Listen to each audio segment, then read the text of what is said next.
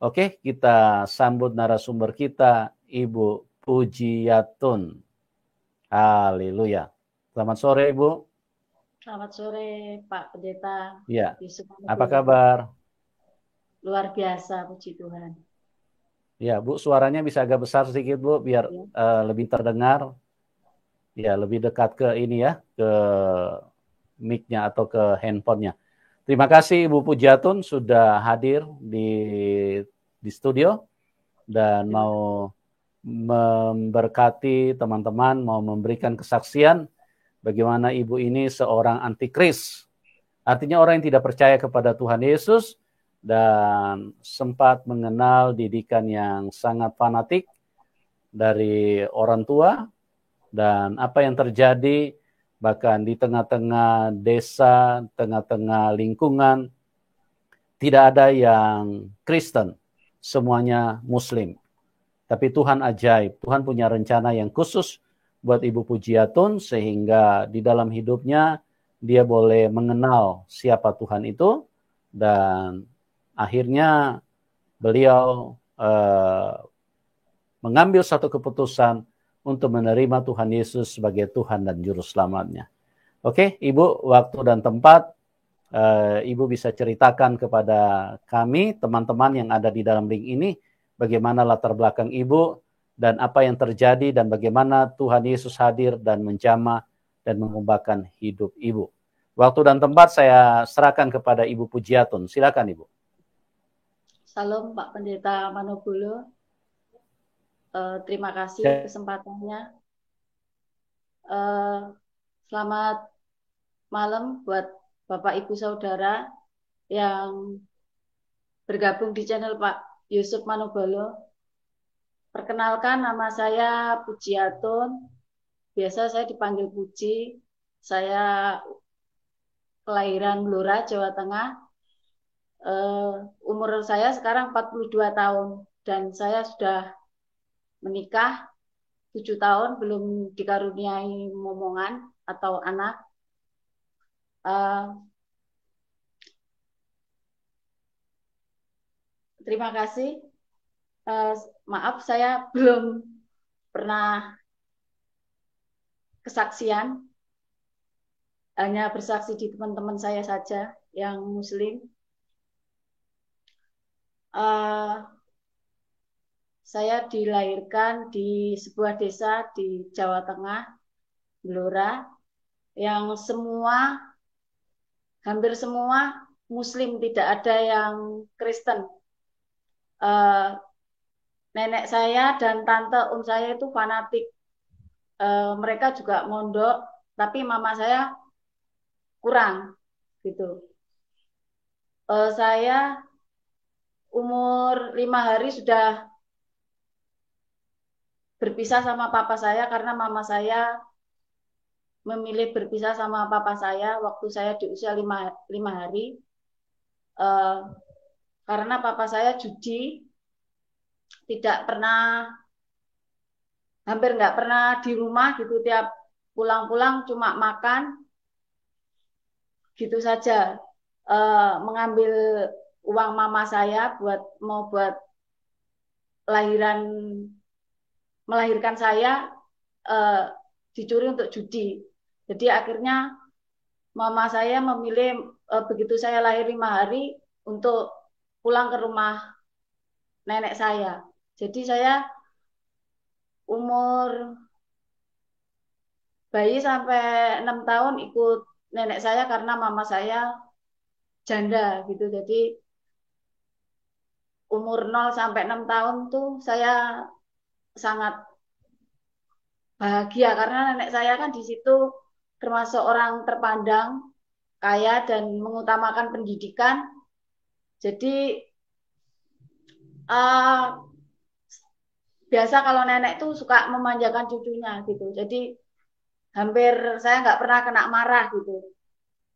Kebetulan nenek saya itu punya anak yang paling kecil tuh usianya hampir sama-sama usia saya, kelahiran 77. Jadi masih menyusui om saya. Jadi saya juga minum air susunya nenek saya gitu. Waktu itu mama saya melahirkan saya itu keadaan dalam keadaan sakit. Jadi semua bengkak gitu waktu itu ceritanya gitu. Jadi melahirkan begitu saya lahir tuh mama saya sempat nggak sadar gitu di situ. Jadi saya sangat waktu masa kecil saya sangat bahagia. Tapi di saat mama saya menikah lagi di usia saya umur 6 tahun, otomatis saya ikut mama dan papa saya tiri gitu. Jadi di situ saya ngerasain yang hidup buat saya nggak adil gitu. Jadi apabila saya kurang nggak nurut sama mama atau apa gitu, mama saya selalu marahin saya gitu. Oh, saya harus mengerti karena papa saya bukan papa kandung, papa tiri. Jadi saya harus maksudnya nurut apa kata mama saya dan papa tiri saya gitu. Jadi nggak boleh minta ini, minta itu gitu. Misalkan contoh kecil saya minta mau sekolah, sekolah gitu olahraga aja saya pengen itu minta uang saku gitu buat jajan gitu. Biasa kan teman-teman saya kan biasa kalau olahraga biasanya ke kantin gitu. Tapi mama saya itu mesti marah gitu. Kalau sekolah cuma untuk jajan, nggak usah sekolah gitu. Papamu tuh papa tiri, kamu harus ngerti gitu. Kalau nggak bisa dikasih tahu, ya sudah, aku mending kehilangan kamu gitu. Mesti sering kayak gitu gitu. Jadi berulang gitu. Sering kali kayak gitu. Jadi akhirnya saya uh, setiap mau apa saya nggak berani mengatakan sama mama saya pendam gitu. Mau baju saya sobek, mau apa saya nggak berani gitu. Kayak tas, kayak sepatu saya misalkan rusak gitu. Itu nggak berani bicara. Saya takutnya kayak gitu lagi, dimarahin lagi gitu. Sampai kadang kaos dalam saya aja sampai bolong itu sampai 8 gitu lubangnya. Sampai sepatu pun juga gitu, sampai bawahnya tuh habis saya akalin pakai pakai kain supaya apa kaki saya nggak kena tanah gitu. Jadi nek mama saya tahu ya biarin membelikan gitu. Kalau enggak ya biasa ya udah saya lebih baik diam daripada saya kena marah gitu. Jadi eh, pokoknya kalau nggak nurut mama saya selalu bilang dulu melahirkan saya eh, membawa nyawanya mama saya gitu. Jadi papa saya, papa kandung saya itu kan ninggalin saya nikah lagi nggak pernah nggak pernah nyari saya, apalagi ngasih makan apa gitu nggak pernah. Padahal deket rumahnya itu, cuma nggak pernah datang menjenguk saya gitu. Mama saya kayaknya itu juga juga marah. Bahkan tante-tante saya bilang juga gitu kalau eh, gendong saya ketemu papa saya gitu, papa saya bahkan malah pura-pura nggak tahu gitu. Kayak gitu. Jadi saya waktu masih kecil tuh pokoknya saya harus dituntut mengerti.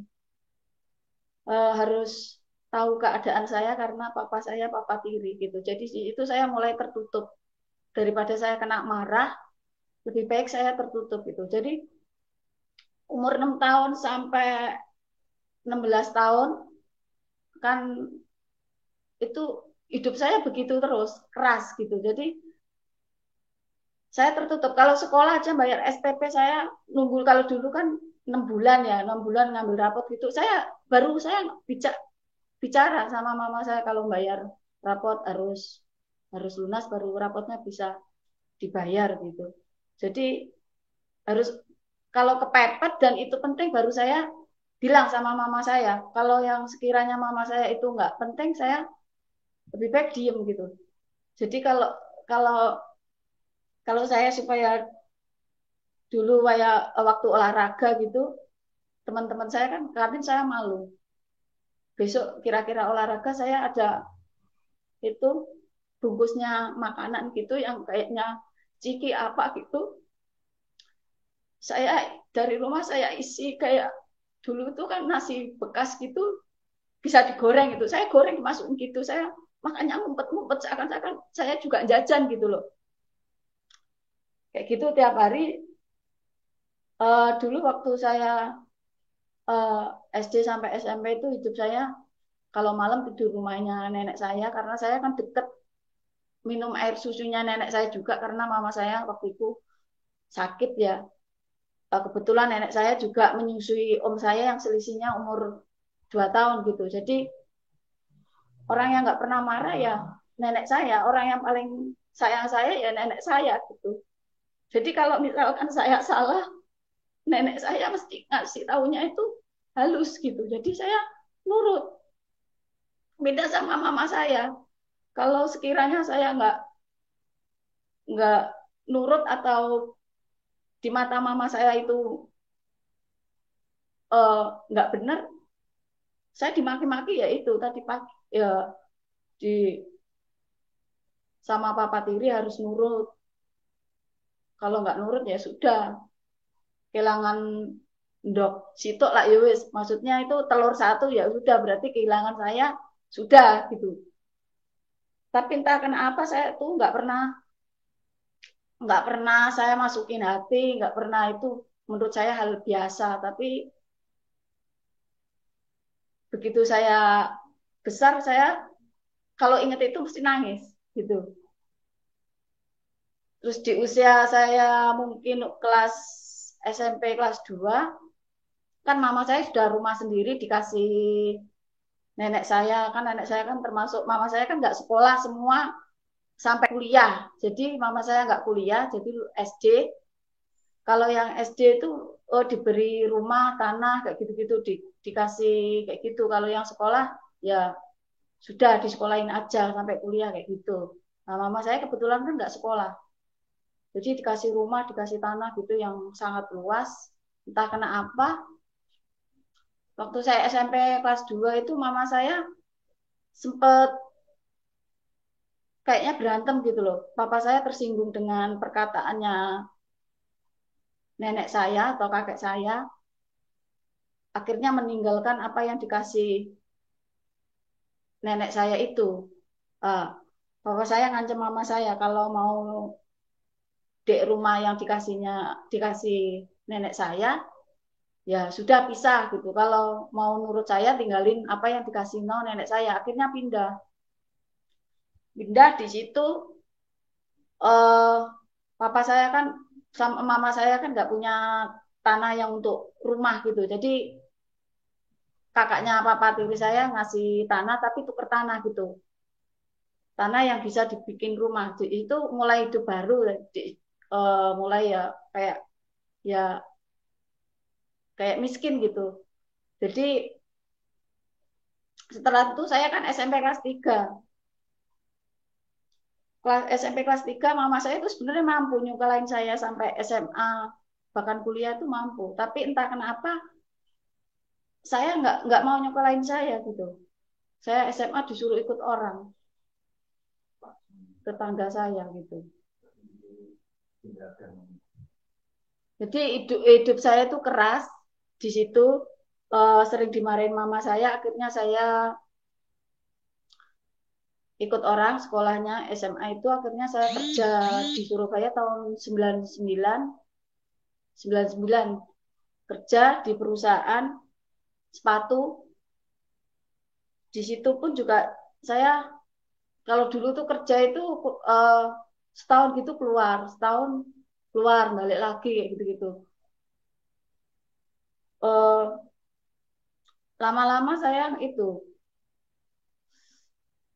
sulit cari pekerjaan, sulit cari pekerjaan itu akhirnya saya pulang ke kampung gitu loh. Pulang ke kampung tuh mama saya kayaknya uh, nggak suka gitu kalau saya pulang pulang kampung gitu. Jadi sering diam di nggak pernah nggak disapa nggak di itu akhirnya saya nggak betah balik lagi ke Surabaya gitu cari pekerjaan dapat gitu dapat habis gitu ketemu Bu Bu Puji, ya Iya, Suaranya agak besar sedikit, Bu. Soalnya iya. ini kelihatannya mengecil suaranya. Halo, Iya, kelihatan? Dengar, Pak? dengar tapi kok agak kecil ya. Agak dekat ini, dekat dekat mic, dekat handphone aja bicaranya. Bisa? Oke, bisa. Iya, oke. Silakan, Bu. Agak besar ya suaranya ya. Oke.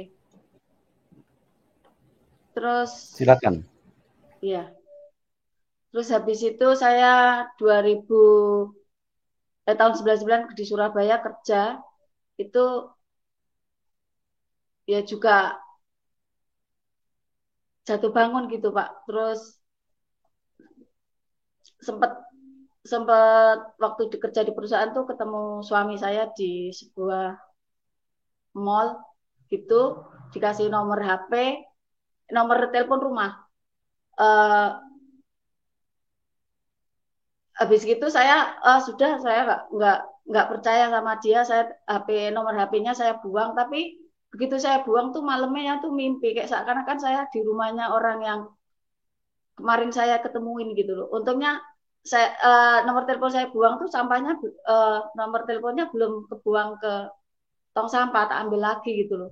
Akhirnya sampai di situ akhirnya berteman gitu Pak. Berteman di situ juga keluarga saya mungkin penilaiannya negatif karena saya umur 22, suami saya umur 39. Terus suami saya Cina, saya Jawa gitu. Jadi penilaian keluarga saya itu takutnya suami saya itu punya punya istri dan anak gitu. Jadi dilarang menganggapnya saya tuh pokoknya dinilai negatif. Saya sudah nggak benar sama suami saya, sudah mungkin ya ya saya memaklumi mungkin penilaiannya negatif gitu. Jadi akhirnya saya itu dimaki-maki keluarga saya gitu. Terus waktu tahun 2002 saya pas Agustus itu eh, sering nggak kerja kan Pak, sering pulang pulang kampung gitu, nggak ada duit, pokoknya sering pulang kampung gitu. Mama saya sering sering nggak menyapa saya, jadi didiemin terus gitu. Jadi saya nggak betah di rumah. Terus balik lagi kayak gitu, balik ke Surabaya. Akhirnya saya kerja kerja di perusahaan itu sempat ikut juga orang gitu, ngomong anaknya orang di situ. Jadi 2002 itu. Nah, di situ saya sering kan kalau ngomong anak-anak orang tuh kadang-kala kan suruh muterin lagu kayak gitu-gitu, lagu mau tidur gitu. Waktu itu ada lagunya Pak Niko Raharjo itu satu kaset, mesti saya kalau mau nidurin momongan saya itu mesti nyanyi lagu itu gitu loh. Momongan saya itu tidur. Waktu itu saya nggak, kalau ada Yesusnya saya nggak nggak bicara, saya diem, hanya bilang Tuhan gitu aja di situ. Jadi majikan saya seneng gitu. Jadi saya suka-suka nyanyi kayak gitu-gitu, seneng. Akhirnya saya keluar, majikan saya juga agak-agak kecewa gitu. Terus itu tahun 2002. Terus 2002 pertengahan itu ya wirawiri itu kayak pulang ke Blora ke Surabaya, pulang ke Blora ke Surabaya itu mama saya mungkin kayaknya nggak kerja, nggak ada duit, jadi kayak kayak apa ya, nggak suka sama saya kalau pulang. Saya perasaan saya saat itu di situ. Jadi eh, akhirnya saya balik lagi ke Surabaya. Ke Surabaya itu dek teman-teman saya yang kos. Akhirnya di situ nggak punya duit saya waktu itu. Saya dikasih makan teman saya karena saya ongkos aja pulang ke Surabaya itu saya jual jual sendok saya gitu. Waktu saya kerja itu kan sering beli kayak sendok, kayak piring gitu. Saya ongkos untuk ke Surabaya jual sendok ke teman-teman saya di kampung. Karena minta mama saya kan nggak mungkin dikasih gitu, pasti marah-marah gitu. Jadi itu. Terus saya kan nggak punya duit, di teman saya kan saya butuh makan. Saya cari kerjaan belum belum dapet, di rumah sudah kayak gitu. Akhirnya saya telepon ini yang sekarang jadi suami saya, bertemanan kan. Tapi saya kan nggak berani minta-minta, Pak. Saya tuh berat kalau mau minta gitu atau pinjem gitu susah karena sudah terbiasa sama mama saya suruh mengerti gitu. Jadi saya berusaha apa-apa untuk menyimpan sendiri, untuk menyelesaikan sendiri gitu. Waktu di situ malah teman saya ini yang jadi suami saya sekarang ini marah-marah gitu. Marah-marah berarti kan nggak sesuai yang saya harapkan gitu loh. Padahal saya ini saat itu butuh pertolongan. Saya butuh makan. Saya butuh tempat. Terus suami saya ini kan waktu itu teman saya ini kan terus pergi gitu loh. Padahal saya berharap saya itu dikasih duit gitu untuk makan gitu, untuk pegangan. Saya sudah menyiapkan dari desa itu bawa racun tikus yang kecil-kecil itu karena nanti nih misalkan aku di kampung kayak gini saya merasa nggak punya orang tua, nggak ada yang peduli sama saya. Yang saya rasa peduli itu suami saya ini, teman saya ini ternyata tidak sesuai yang saya harapkan. Saya minum racun itu di depan nih teman saya ini, mungkin dikira itu nggak racun atau nggak apa ya, ditinggal pulang gitu loh. Ternyata reaksi mungkin setengah jam atau seperempat reaksi racun itu.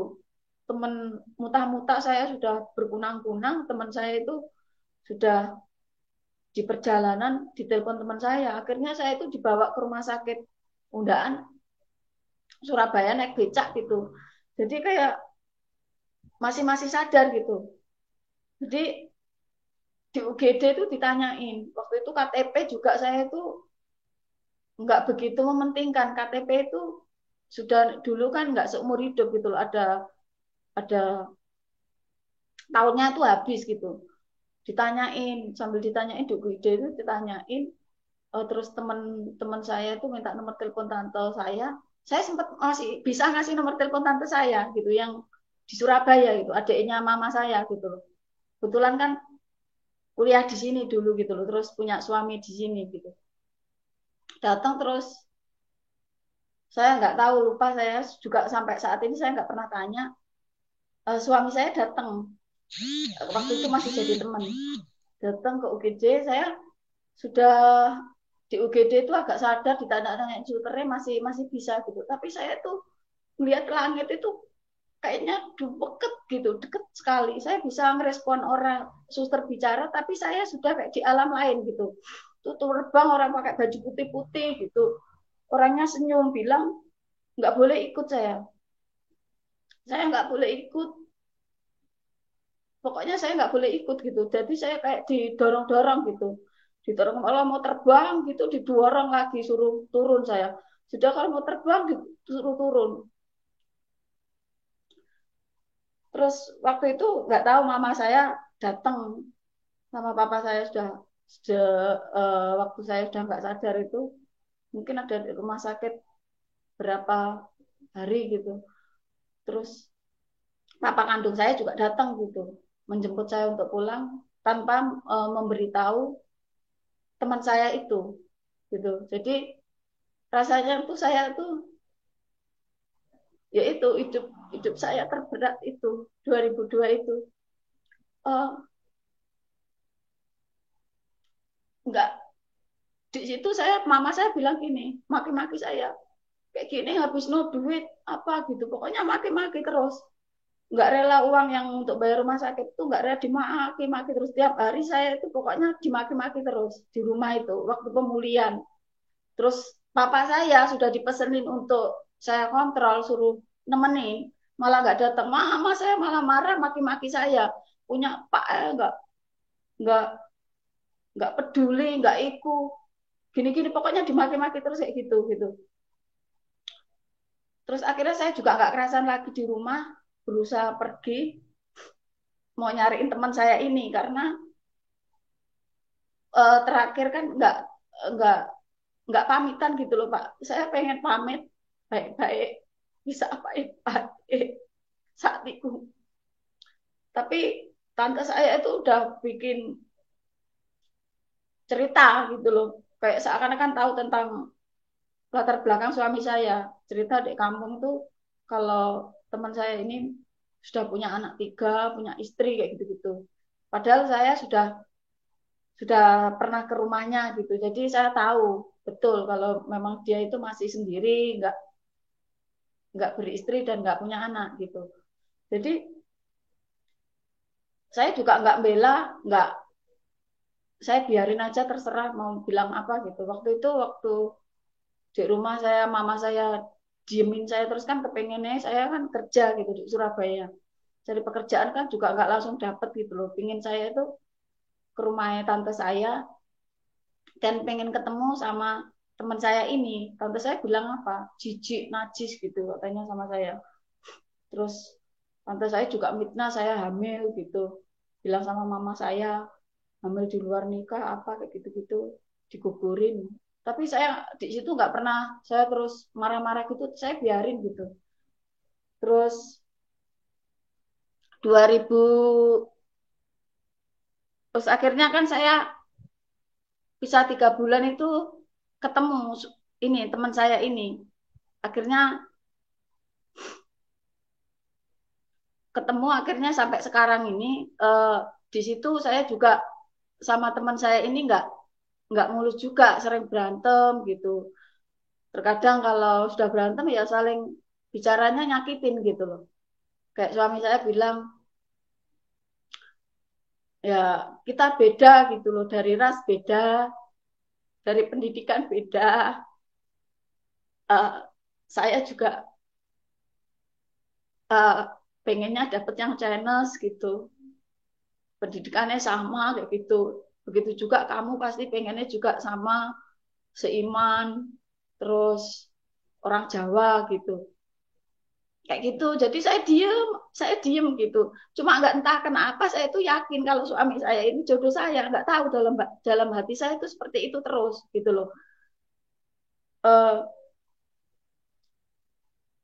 Akhirnya 2000 kan saya kerja sempat kerja newster juga Pak. Punya pengalaman di situ. Jadi uh, setiap saya kerja itu majikan saya suka gitu karena saya orangnya bersih terus rajin gitu loh, nggak hitungan pekerjaan walaupun ngomong tapi saya mau ngerjain kerjaan apa aja gitu kalau bisa ngatur waktu gitu. Jadi di situ saya punya pengalaman itu saya buka yayasan baby sister izin gitu. Suami suami saya kerja sama saya waktu kan masih berteman gitu. Dia mengontrakkan rumah gitu. Jadi di situ saya mulai buang-buang brosur apa kayak gitu-gitu. Tapi sulit itu nggak nyari nyari orang atau nyalurin babysitter kan nggak semudah itu Pak. Terus akhirnya sering tiap hari itu pokoknya berantem gitu. Tapi entah kenapa tuh uniknya itu bisa bertahan gitu. Walaupun berantem kadang pukul-pukulan, wis maki-maki gitu loh. Apa aja keluar gitu. Itu sampai sampai sampai sampai berulang-ulang gitu loh. Akhirnya saya kontrak itu pindah ke itu 3 tahun, pindah lagi 3 tahun, terus entah kenapa saya pindah itu kontrak pengen deket dia gitu. Akhirnya kontrak deket deket rumahnya gitu. Di situ saya tapi nek masalah keiman di situ saya mulai bimbang gitu dengan agama saya. Tapi kok kebanyakan dikelilingi orang-orang orang Kristen tuh kebanyakan baik gitu loh, nggak cuma di bibir saja gitu loh. Kebanyakan tindakan gitu. Tapi saya juga bingung gitu loh. Uh, Teman saya itu ada yang dari Islam itu masuk Kristen gitu. Saya benci gitu. Saya sering maki-maki gitu. Uh, menurut saya itu dia keluarganya nggak fanatik, jadi gampang gampang goyah gitu. Jadi kayak gitu gitu. Bahkan teman saya itu sering telepon, ayo cepet nikah gitu. masuk Kristen gitu. Oh, teman saya maki-maki gitu. Bahkan suami saya aja pernah berantem, saya maki-maki gini. Kan saya tahu ada kayak ada salib, ada patungnya Tuhan Yesus itu, saya maki-maki. Kamu tuh kayak kayak ini loh, persis kepalanya kayak gini, wes persis lah. Tuhan kok kayak gini, saya bilang gitu. Sempet ya sempet kayak gitu, sempet pokoknya kalau ada orang murtad gitu saya benci. Terus dua hari saya pindah deket suami saya itu akhirnya saya lama-lama punya rasa kasihan sama suami saya. Karena menurut saya itu sudah terlalu membebani, terlalu lama gitu. Kasihan saya. Uh, Kasihan saya akhirnya berusaha belajar agama saya yang dulu Islam gitu, mempelajari karena saya Islamnya kan dulu suruh ngaji aja sama nenek saya nggak mau gitu loh. Ngaji dari mesti setiap ngaji sampai Al-Fatihah gitu saya nggak nerusin gitu, gitu-gitu terus, pokoknya terus gitu. Sholat pun jarang gitu, saya punya ruko aja yang beliin suami saya tahun 2006. Saya nggak pernah beli ruko dan mama saya juga nggak pernah beli no ruko. Saya misalkan mau sholat itu biasanya pinjam teman saya. Kayak gitu. Misalkan saya sholat pun nanti 1 bulan sholat terus nanti bolong-bolong kayak gitu. Jadi gitu terus. Tapi sebenarnya saya sudah ada kayak membandingkan agama agama saya yang dulu sama yang sekarang ini sering gitu. Karena apa? Ada saya mikirnya sama suami saya sering menghina-hina saya itu saya akhirnya putus asa. Saya nggak berharap dia jadi suami saya. Terus saya juga kasihan kasihan sama suami saya. Akhirnya ada temen juga yang suka sama saya gitu loh, mau menungguin saya sampai 7 tahun gitu loh. Bahkan bilang sama tante saya supaya saya mau dinikahin, bahkan datang ke rumah saya bilang mama saya supaya mau dinikahin. Saya itu mau akhirnya mau luluh gitu. Tapi entah kenapa saya sering dia tuh kalau nanti kalau kamu tak ajak nikah, gaji saya separuh tak kasih mama saya, separuh tak kasih no kamu gitu. Terus nanti nek kamu nggak nurut sama saya ya tak poligami gitu. Saya kaget gitu. Terus kok dipoligami gitu. Terus saya juga lama-lama nggak yakin gitu loh. Misalkan saya nikah 5 tahun tuh pasti kayaknya saya pisah gitu. Padahal saya kan nggak mau bercerai gitu loh. Kasihan anak nih, misalkan punya anak saya mikirnya gitu rasanya ditinggal orang tua nggak lengkap itu cerai itu rasanya nggak enak gitu, sedih gitu, tiap hari nangis itu. Jadi oh ya saya lupa waktu masih saya kecil tuh mama saya juga sering bedain saya kalau misalkan di pasar gitu adik saya dibeli kan saudara saya dari mama saya itu laki satu kelahiran 86 itu beli no misalkan ayam gitu adik saya yang dibeli no. Tapi puji Tuhan saya itu nggak pernah minta atau apa gitu enggak. Kayak adik saya bajunya juga bagus-bagus kayak gitu-gitu.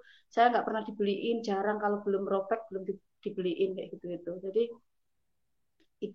kehidupan saya yang masa kecil tuh sangat-sangat keras menurut saya gitu. Terus habis itu saya sempat sempat ya ini mempelajari agama ini Mbak Dengno. Cuma saya nggak jujur saya Muslim nggak bisa mengaji karena saya dulu kalau suruh ngaji nggak mau gitu loh. Ya cuma hafalan alif ba ta kayak gitu-gitu. Terus yang saya hafalin cuma sholat 5 waktu apa Al-Fatihah kayak gitu-gitu. Terus gitu terus terang saya nggak bisa ngaji. Pernah ikut ngaji aja saya ibu-ibu pengajian saya cuma bacanya lewat buku tulisan aja. Arabnya saya nggak bisa gitu. Itu jadi saya mulai ragu itu sering ragu, pokoknya saya ragu gitu loh di antara agama saya karena apa?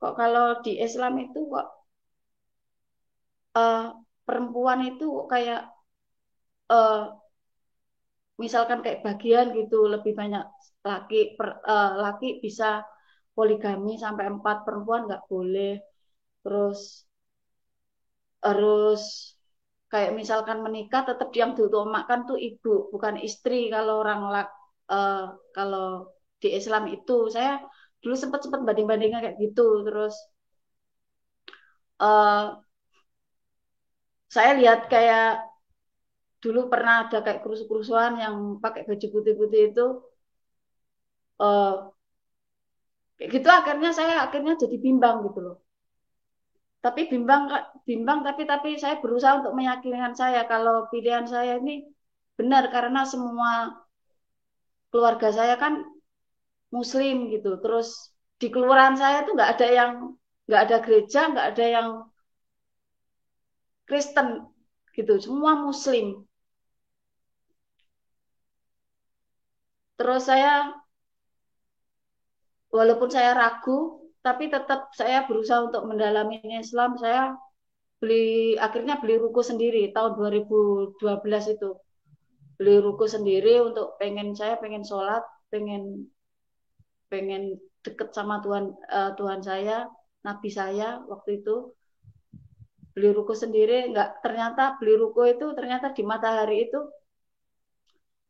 bunyi bunyi sensornya pengamannya itu yang di ruko itu bunyi saya ditangkap sama sapam gitu padahal saya udah bayar akhirnya di situ kan karena ada struknya jadi ada buktinya ya sapamnya nggak itu akhirnya itu terus saya sholat duha sholat pokoknya sholat duha sholat tahajud kayak gitu-gitu karena saya pekerjaan sepi nggak ada waktu itu pekerjaannya sepi babysitter nggak ada saya kan punya menyalurkan babysitter dan penitipan anak sepi waktu saya pindah deket suami saya itu sepi jadi saya makan aja dikasih suami saya gitu tiap bulan gitu dari situ kan saya kasihan gitu udah ngeluarin duit untuk bayar kontrakan mahal terus saya kan ditemenin mbak juga pembantu gitu loh suami saya juga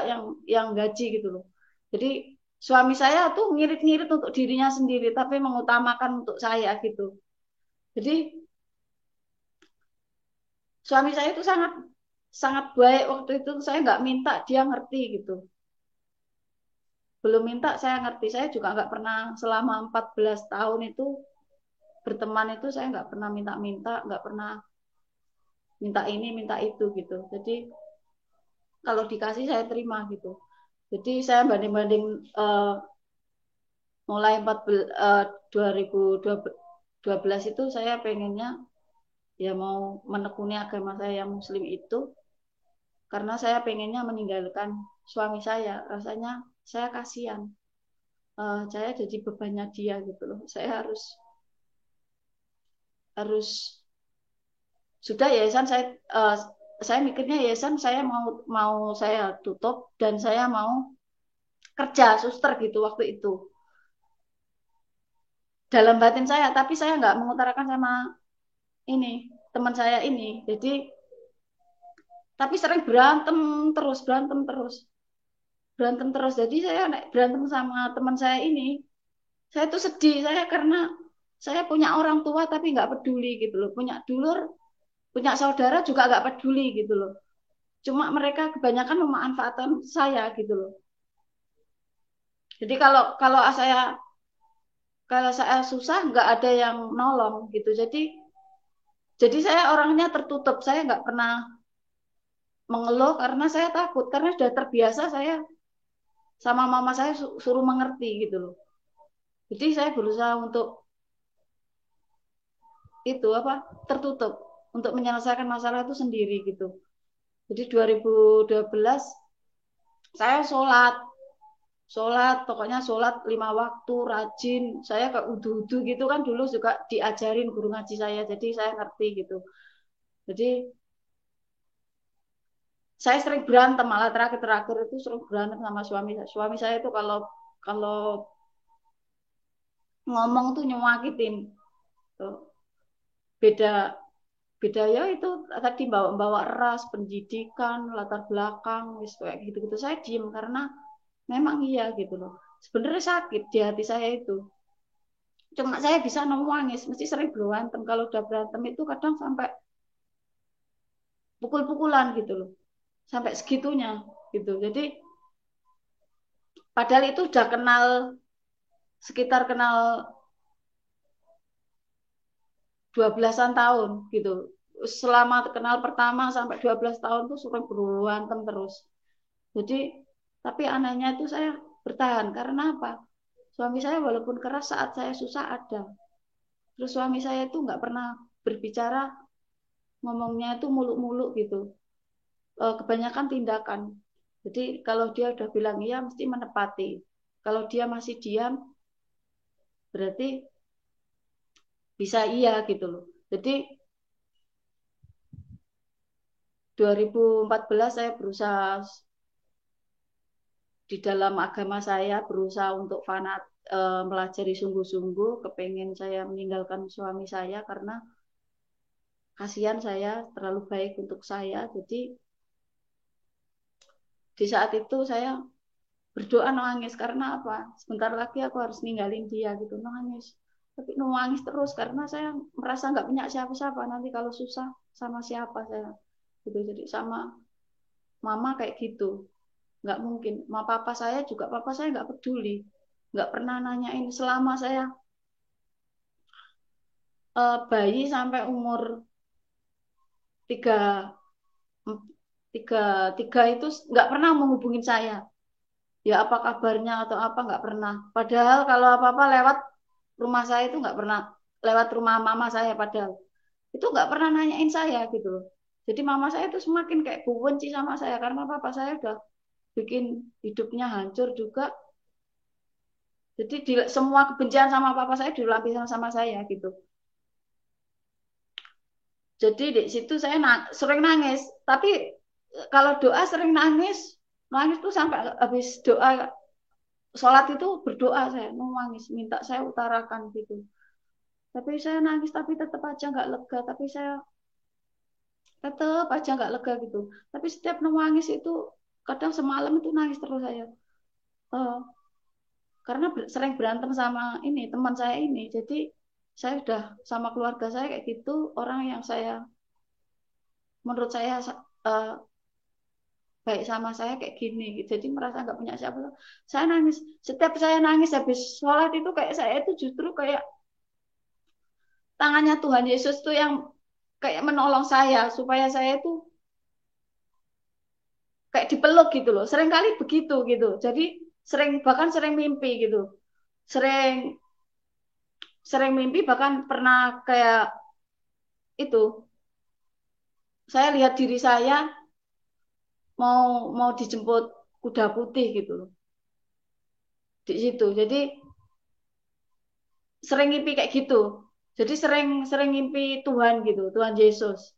Jadi di situ tapi saya tetap tetap masih tetap bimbang gitu loh. Tak anggap aja itu setan gitu. Jadi tetap sholat gitu. Begitu saya 2012 berusaha belajar untuk taat sama agama saya, benar-benar ingin mendalami, tapi Tuhan justru menyelamatkan saya.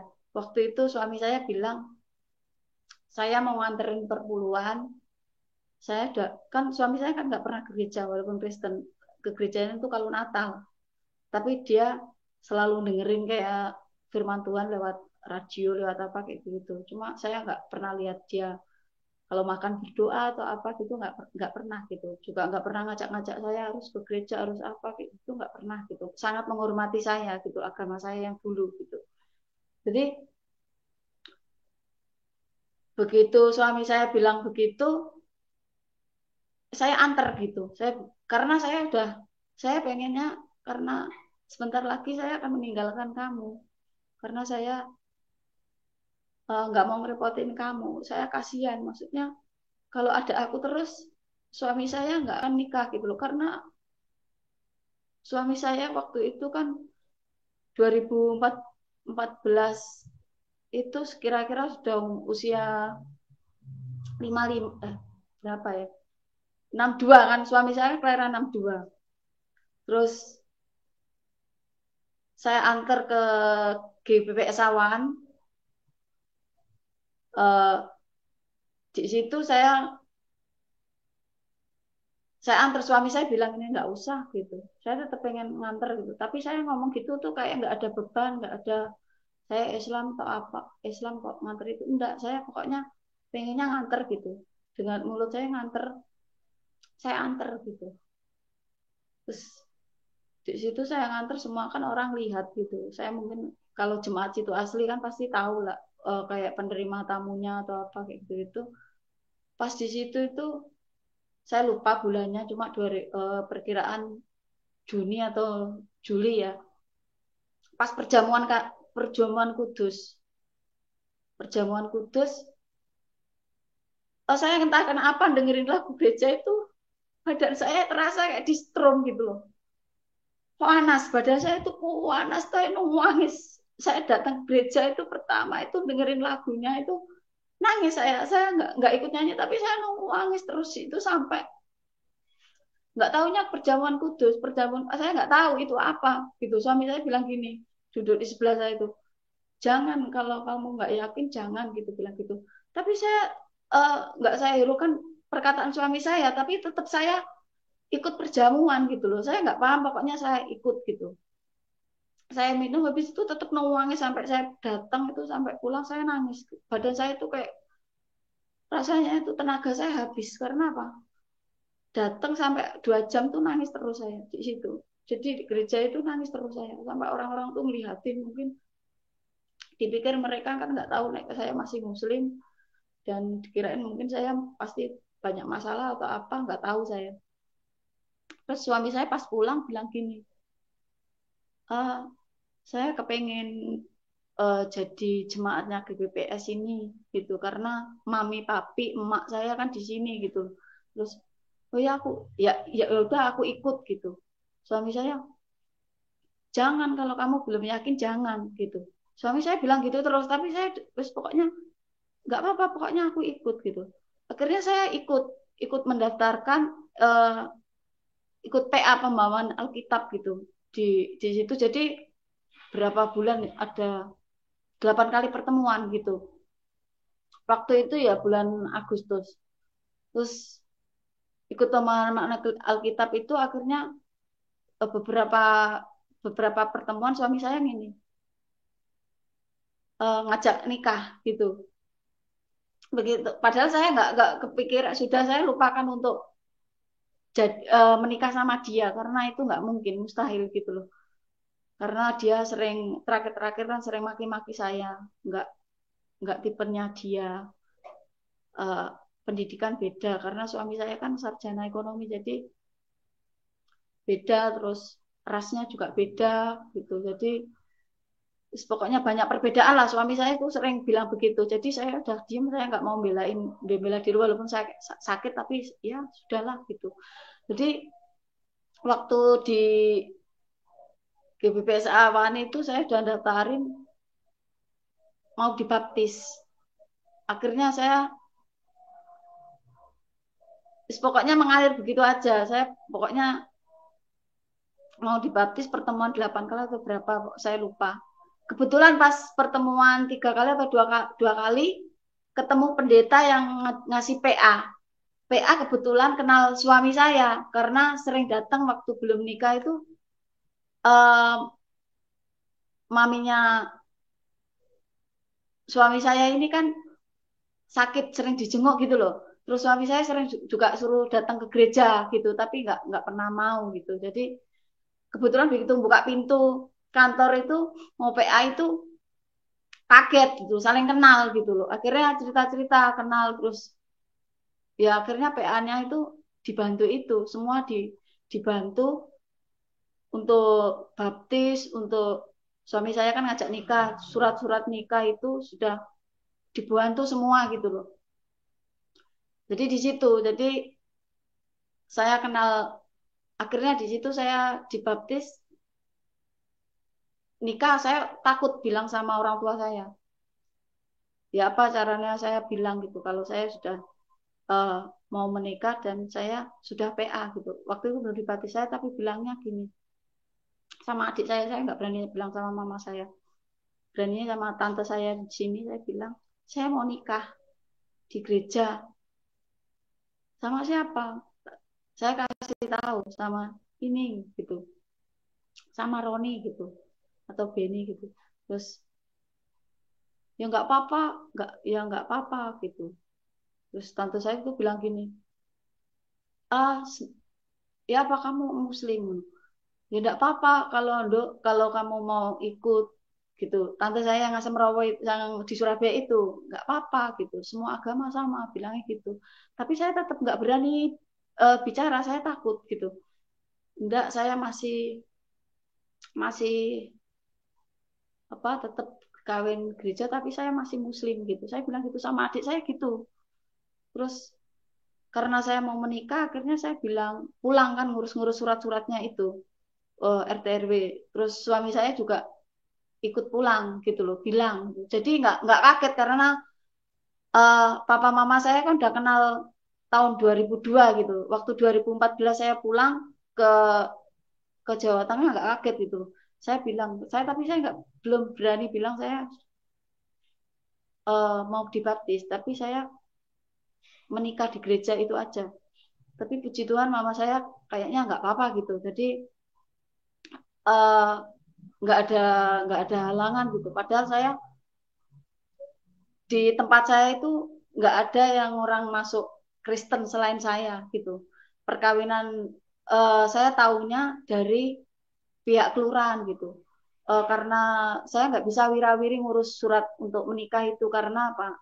Jaraknya jauh saya diurusin pihak kelurahan gitu. Jadi bilang gini, soalnya saya nggak pernah ngurusin surat menikah Kristen, jadi baru pertama kali ini dan nggak ada orang masuk Kristen di desa sini gitu, di kelurahan ini.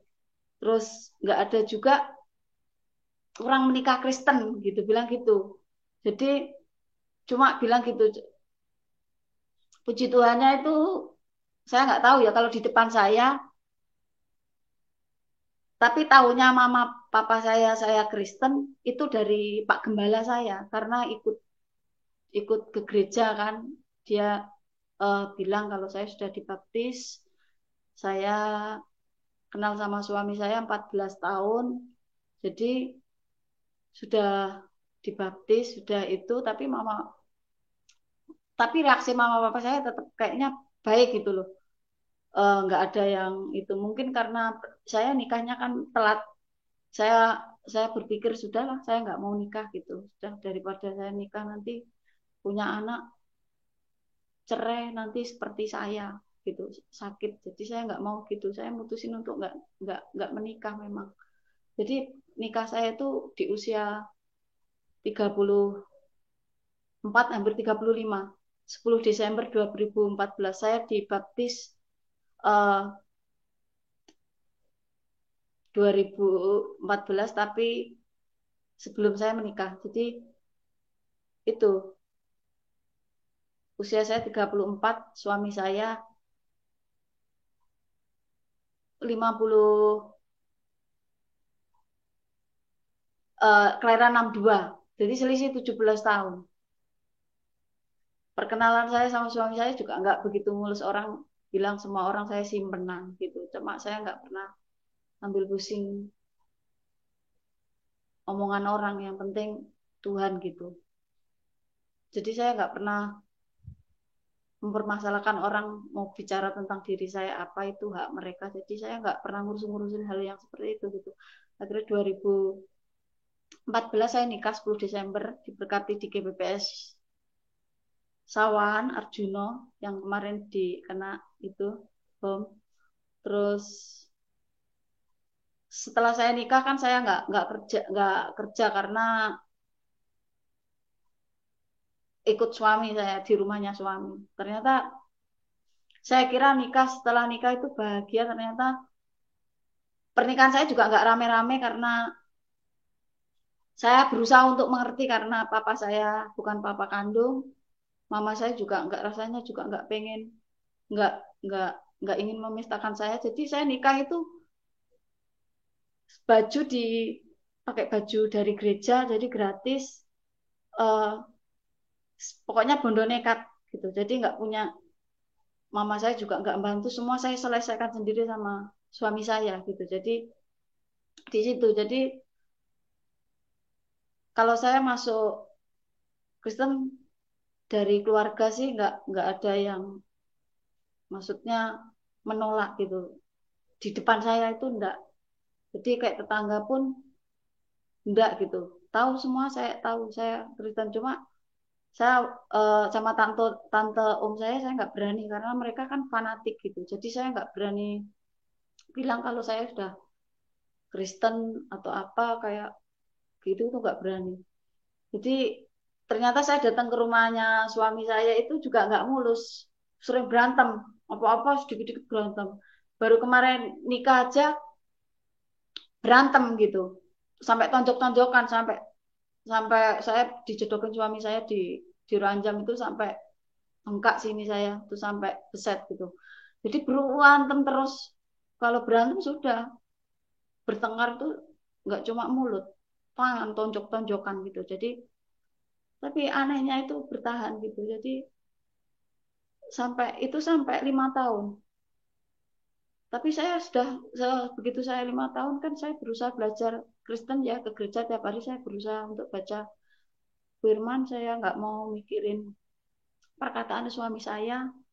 Saya ingin hidup sesuai firman-Nya Tuhan. Walaupun suami saya mungkin perkataannya menyakitin saya nggak peduli. Saya mau taat firman Tuhan. Jadi yang saya buat pedoman di situ gitu. Jadi uh, saya tiap hari berusaha baca Alkitab karena dari gereja saya juga harus dianjurkan baca Alkitab gitu loh. Cuma saya nggak masih belum bisa sih tiap hari. Cuma saya berusaha tiap hari baca gitu. Walaupun 3 pasal, 2 pasal gitu baca.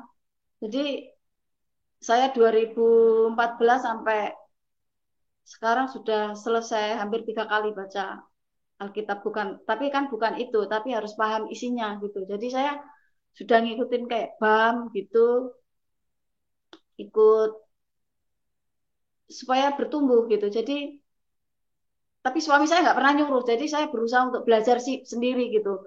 Di gereja juga sekarang sudah, puji Tuhan, kadang singer gitu, terus terima tamu kayak kolektan gitu. Jadi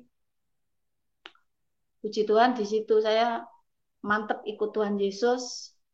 Eh, saya percaya agama yang saya pilih ini, saya ikut Tuhan Yesus ini sudah pilihan yang tepat. Saya walaupun hidup saya keras, mungkin mama papa saya memperlakukan saya kayak gitu, mungkin lingkungan saya juga keras, saya puji Tuhan. Tuhan menyelamatkan saya. Itu yang membuat saya tuh bahagia gitu. Jadi sangat puji Tuhan. Jadi saya well, ini saya nikah juga, saya kan 2 tahun nggak punya anak, akhirnya konsultasi di dokter gitu. Di dokter ternyata hasil pemeriksaan juga itu apa? Saya ada pelengketan di telur itu dua-duanya. Jadi saya nggak bisa hamil normal. Bisa-bisanya bayi tabung. Kalau bayi tabung usia saya sudah waktu itu 36, suami saya sudah 50-an lebih, jadi agak sulit, biayanya banyak. Tapi sempat saya jual mobil gitu loh, pengen bayi tabung. Tapi ternyata waktu mau memutuskan itu suami saya kena kena tipu gitu loh. Jadi uangnya sudah berkurang. Akhirnya dari situ saya sudah mengikhlaskan, tidak apa-apa nggak punya anak. Terus suami saya juga tujuannya menikah sama saya, ingin bersama. Sudah nggak ada masalah anak, masalah bonus. Jadi nggak ada masalah, puji Tuhan. Suami saya juga nggak bermasalah, nggak mempermasalahkan ipar-ipar saya juga puji Tuhan baik gitu. Jadi nggak mempermasalahkan dari pihak keluarga saya juga wis nggak peduli nek itu. Maksudnya kayak mama saya itu nggak peduli karena wis terserah mau punya anak mau enggak gitu. Sempat saya keluhin pengen tabungan saya yang sempat dipinjam mama saya berupa sawah itu, saya minta mau bayi tabung juga mama saya nggak kasih.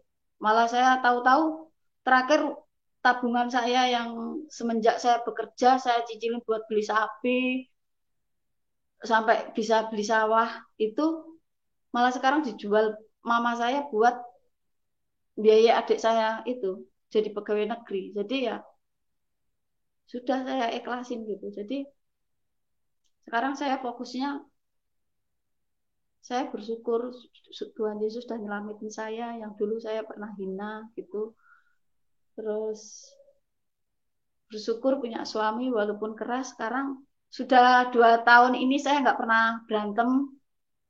Puji Tuhan karena saya mikirnya hidup ini cuma sementara. Saya pengen hidup sesuai firman Tuhan. Jadi kalau saya mau marah mau apa saya mikirnya gitu sekarang kayak ada Roh Kudus itu yang ngingetin saya. Misalkan saya nggak enak sama orang gitu, kayak ada ya dorongan kamu jangan gitu gitu. Maksudnya kayak gitu. Jadi kalau sama suami saya juga gitu. Jadi kayak ada Roh Kudus itu selalu ngingetin saya. Jadi kayak pagi gitu bangun pagi gitu berdoa dulu kayak ada yang nyuruh gitu. Jadi kalau pagi saya selalu berdoa Bapa kami sebelum pegang HP belum apa saya berdoa gitu. Setelah itu saya berusaha untuk baca Alkitab. Jadi karena itu yang membuat saya akhirnya bisa mengendalikan pikir-pikiran saya negatif. Jadi situ. Jadi saya berusaha disiplin untuk membaca firman, berdoa gitu. Jadi itu kalau hal ada pikiran negatif saya selalu kayak ada yang negur jangan gitu gitu. Jadi di situ puji Tuhan juga saya sudah kayak melakukan puasa gitu jam 12 malam sampai besok gitu jam jam 6 karena saya punya kerinduan mama papa saya, keluarga saya, teman-teman saya yang belum kenal Tuhan Yesus diselamatkan gitu. Saya nggak mau mama papa saya binasa gitu. Karena saya sudah yakin kalau Tuhan Yesus itu juru selamat satu-satunya. Tidak tidak tidak ada jalan lain selain Tuhan Yesus. Jadi saya nggak mau mama papa saya binasa. Jadi kerinduan saya itu ya itu sekarang saya nggak mikirin nggak punya anak nggak apa-apa. Saya hidup pas-pasan nggak apa-apa.